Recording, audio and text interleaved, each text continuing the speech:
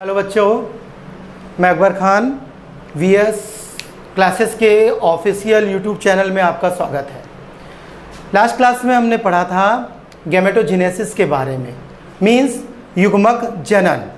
उसके दो प्रकार पढ़े थे, टाइप्स ऑफ गैमेटोजेनेसिस। पहला था स्पर्मेटोजेनेसिस, मतलब शुक्राणु जनन की क्रिया। आज उसका सेकंड टॉपिक पढ़ेंगे oogenesis, अंडाणु जनन की क्रिया। तो हेडिंग है अपन का युग्मक जनन।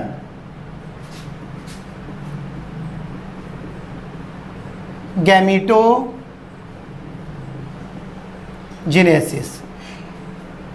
लास्ट क्लास में इसका मैं स्पर्मेटोजेनेसिस पढ़ा चुका हूं।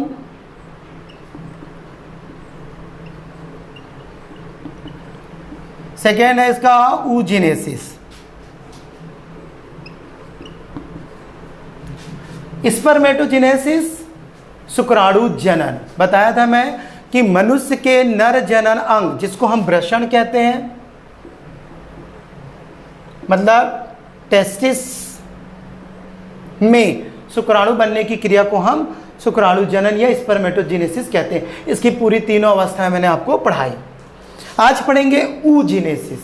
oogenesis का मतलब होता है बच्चों अंडाणु जनन, यानी मनुष्य के मादा जनन अंग के अंदर। तो मनुष्य का मादा जनन अंग क्या होता है? मादा जनन अंग अंडाशय कहलाता है। अंडाशय, इंग्लिश में ओवरी। तो मनुष्य के मादा जनन अंग अंडाशय में अंडाणु बनने की क्रिया को अंड जनन या अंडाणु जनन कहते हैं। ठीक है, जिस तरह से वृषण में शुक्राणु बना तो शुक्राणु जनन, उसी तरह मनुष्य के मादा जनन अंग अंडाशय के अंदर अंडाणु बनने की क्रिया को हम अंडाणु जनन या अंड जनन कहते हैं। अंडाणु जनन की क्रिया और शुक्राणु जनन की क्रिया में थोड़ा सा अंतर है बच्चों। मैंने आप लोग को बताया था कि स्पर्मेटोजेनेसिस या शुक्राणु जनन की क्रिया कब शुरू होती है? जब वो चाइल्ड या वो बच्चा जन्म ले लेता है और उसकी यौवन अवस्था शुरू होती है। यौवन अवस्था, पुरुषों में यौवन अवस्था जनरली 13 से 14 वर्ष की आयु में शुरू होती है। तो जब पुत्र जन्म ले लेता है, उसकी यौवन अवस्था शुरू हो जाती है 13 से 14 वर्ष की आयु, तब उसके वृषण में, टेस्टिस में शुक्राणु बनता है। स्त्री के साथ थोड़ा अलग है। स्त्री में अंडाणु जनन की क्रिया यानी अंडे बनने की क्रिया कब प्रारंभ होती है? जब वो पुत्री मां के गर्भ के अंदर 6 मंथ की, 6 महीने की हो गई हो। यानी जब कन्या भ्रूण या पुत्री कन्या भ्रूण कितने महीने को हो? 6 महीने की होती है, तब अंडाणु जनन की क्रिया शुरू हो जाती। थोड़ा सा अंतर है, ठीक है। तो अंडाणु जनन की क्रिया अपन समझ गए कि जब वो पुत्री या कन्या भ्रूण मां के गर्भ के अंदर है और वो कितने महीने की हो गई है? 6 महीने की हो गई है, तब उस भ्रूण के अंदर अंडाशय में अंडाणु बनने की क्रिया शुरू हो जाती है। बताऊंगा कौन कौन सी अवस्था स्टार्ट होती है। तो अब अपन जानते हैं oogenesis। इसकी भी 3 अवस्था होती है, जैसे कि शुक्राणु जनन की होती है। सेम अवस्थाएं एक जैसी हैं। अंडाणु जनन,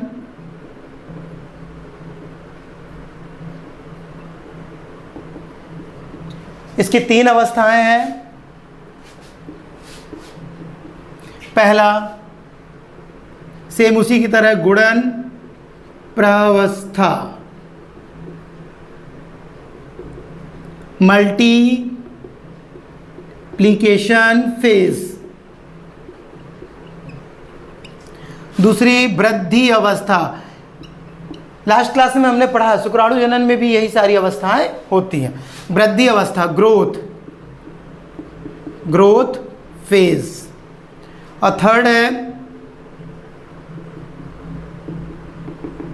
परिपक्वन अवस्था।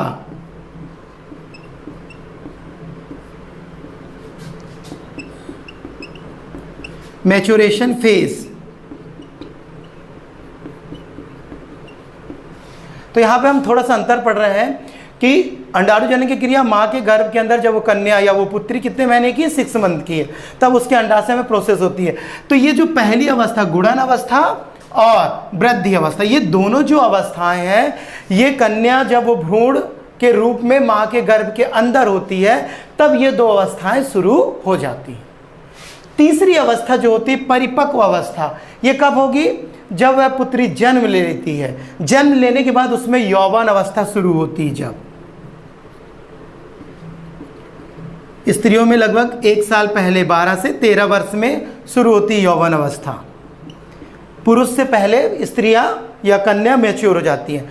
तो गुणन अवस्था और वृद्धि अवस्था कब होगी? जब वो कन्या भ्रूण माँ के गर्भ के अंदर 6 महीने की है। और परिपक्वन अवस्था कब शुरू होगी? जब वो कन्या जन्म ले लेती है और उसकी उम्र 12 से 13 वर्ष में पहुंचती है, तब परिपक्वन अवस्था शुरू होती है। और इसी मैच्योरेशन फेज के बाद स्त्रियों में पीरियड्स की टाइमिंग स्टार्ट होती है, जिसको हम रजोधर्म या एमसी पीरियड कहते हैं। अब ये तीनों अवस्थाओं को हम स्टेप बाय स्टेप पढ़ेंगे।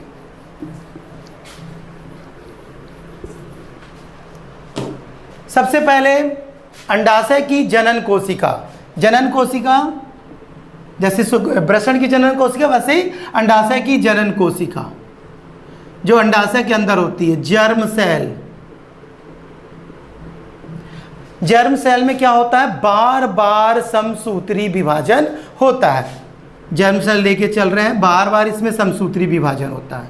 1 से 2 कोशिका बनी, फिर 2 से 4, ऐसे मल्टीप्लिकेशन प्रोसेस चलती रहती है, गुणन होता रहता है। 1 से 2, 2 से 4, 4 से 8, 8 से 16 ऐसे बढ़ती रहती है। तो ये वाली अवस्था क्या कहलाती है? अंडाशय के अंदर हो रही है गुणन अवस्था। इसको हम कहते हैं गुणन प्रावस्था। ठीक है।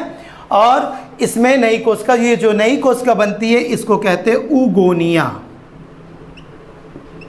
शुक्राणु जनन में जो बनी थी उसको हम कह रहे थे स्पर्मेटोगोनिया, क्योंकि वो स्पर्म बना रहा था। ये है उगोनिया, क्योंकि ये अंडाणु बना रही है। तो ये हो गई गुणन अवस्था। कब शुरू हुई है ये? जब वो कन्या भ्रूण 6 महीने की है। अब इसके बाद आती है सेकंड अवस्था, जैसा उसमें था। कोई भी एक कोशिका, कोई भी एक उगोनिया भोजन को ग्रहण करके आकार में बड़ी हो जाती है। बड़े आकार की हम आकृति बना देंगे इसको, और इस कोशिका को आप कहेंगे प्राइमरी oocyte। शुक्राणु में हमने कहा था प्राइमरी स्पर्मेटोसाइट, ये हो गया प्राइमरी oocyte। ये अवस्था कहलाती ग्रोथ फेज। तो इतनी कब होती क्रिया?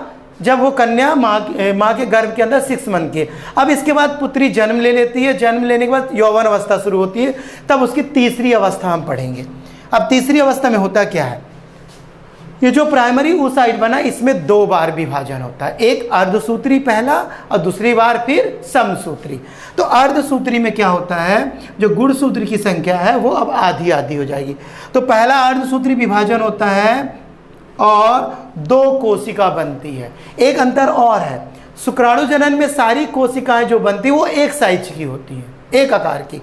लेकिन अंडाणु जनन की क्रिया में जब प्राइमरी oocyte में अर्धसूत्री विभाजन होता है, 2 असमान कोशिका बनती है। एक कोशिका आकार में बड़ी होती है और एक कोशिका आकार में छोटी होती है। ठीक है। तो ये बड़ी वाली कोशिका को कहते हैं सेकेंडरी oocyte, और ये एक छोटी जो कोशिका बनती है ये कहलाती है पोलर बॉडी। ठीक है बच्चों। तो हमने पढ़ा क्या? प्राइमरी oocyte में अर्धसूत्री विभाजन होता है जिससे 2 असमान कोशिका बनती है। एक बड़ी वाली उसको कहते हैं हम सेकेंडरी oocyte, और एक छोटी जिसको हम कहते हैं पोलर बॉडी। ठीक है। इसके बाद की प्रोसेस हम यहां पे देखते हैं तो स्पष्ट समझ में आएगा। एक बड़ी बनी है और एक छोटी, ये क्या हो गई? Secondary oocyte। ये क्या है? Polar body. अब इसमें फिर दूसरा विभाजन होगा, दोबारा फिर विभाजन होगा, वो होगा समसूत्री विभाजन, फिर इससे कोशिका बनेगी। तो जो सेकेंडरी oocyte है इससे फिर एक बड़ी कोशिका बनेगी और एक छोटी कोशिका बनेगी, और ये भी पोलर बॉडी से दो छोटी कोशिका बनेगी।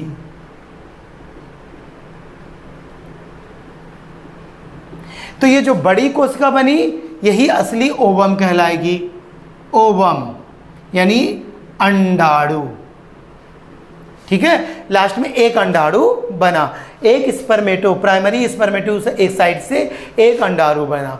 और ये जो तीन है ये अवशोषी कोशिकाएं, अवशेषी कोशिकाएं तीनों कहलाती हैं, और ये इसको बोलते हैं हम पोलर बॉडी, ठीक है।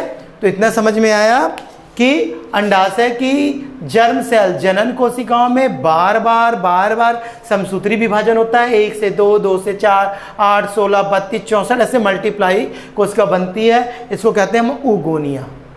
उगोनिया कोशिका भोजन ग्रहण करके आकार में बड़ी हो जाती है, उसको हम कहते हैं प्राइमरी oocyte कोशिका। अब ये प्राइमरी oocyte कोशिका तक का अवस्था गुणन अवस्था और ग्रोथ यानी वृद्धि अवस्था में, और ये माँ के गर्भ में ही शुरू हो जाता है जब भ्रूण 6 महीने का होता है। इसके बाद पुत्री अब जन्म ले ली, जन्म लेने के बाद वो उसमें यौवन अवस्था शुरू हो गई, यानी वो 12 से 13 वर्ष की आयु में स्टार्ट हो गई। तब यहाँ से यहाँ तक की जो अवस्था होती है ये कहलाती है परिपक्वन अवस्था। इस अवस्था में क्या होता है, प्राइमरी जो oocyte बना हुआ है ये, इसमें अर्धसूत्री विभाजन होता है जिससे दो कोशिका बनती है, असमान कोशिका, एक बड़ी कोशिका सेकेंडरी oocyte और एक छोटी अवशेषी कोशिका पोलर बॉडी। फिर इसमें समसूत्री विभाजन होता है, ठीक है, जिससे एक बड़ी कोशिका बनती है जिसको हम कहते हैं ओवम, अंडाणु, ये बन गया अंडाणु, और इससे 3 पोलर बॉडीज बनती हैं जो अवशेषी कोशिकाएं बाद में नष्ट हो जाती है।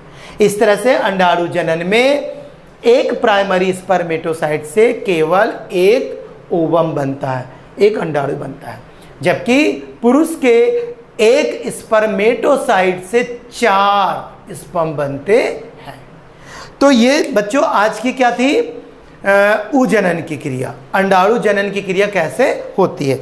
एक क्वेश्चन जनरली आता है, मैं बता दूं आप लोग को कि एक जनरली क्वेश्चन पूछता है कि शुक्राणु जनन में, पुरुषों के अंदर जो शुक्राणु जनन होता है उसमें पूछता है कि प्राइमरी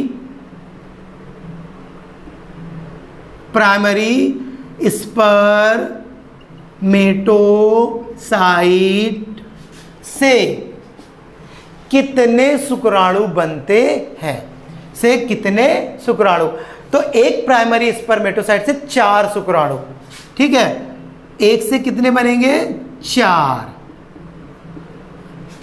स्पर्म बनते हैं। स्पर्म माने शुक्राणु, ठीक है। तो कोई भी अंक दे देगा परीक्षा में 1 वर्ड में कि 24 प्राइमरी स्पर्मेटोसाइट से कितने स्पर्म बनेंगे। सिंपल, जितना पूछे उसमें 4 का हमको मल्टीप्लाई करना है, 4 का गुणा करना है। क्यों, क्योंकि एक प्राइमरी स्पर्मेटोसाइट से 4 बन रहे हैं, तो 24 पूछ रहा है मान लीजिए, तो 24 गुणे 4 96 स्पर्म बनेंगे। कोई भी संख्या पूछेगा स्पर्मेटोसाइट के लिए तो हम उसमें 4 का गुणा करेंगे। और oocyte में क्या होता है, 1 oocyte, प्राइमरी oocyte से कितना स्पर्म बनता है, एक कितना एग बनता है।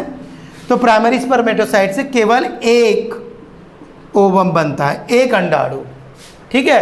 तो पूछ लिया कि 24 oocyte से कितना बनेगा,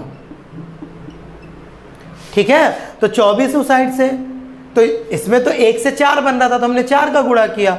अब इसमें प्राइमरी oocyte, एक प्राइमरी oocyte से एक ही बनता है, तो 24 से कितना बनेगा, तो सीधे 24 गुणे 1 बराबर 24।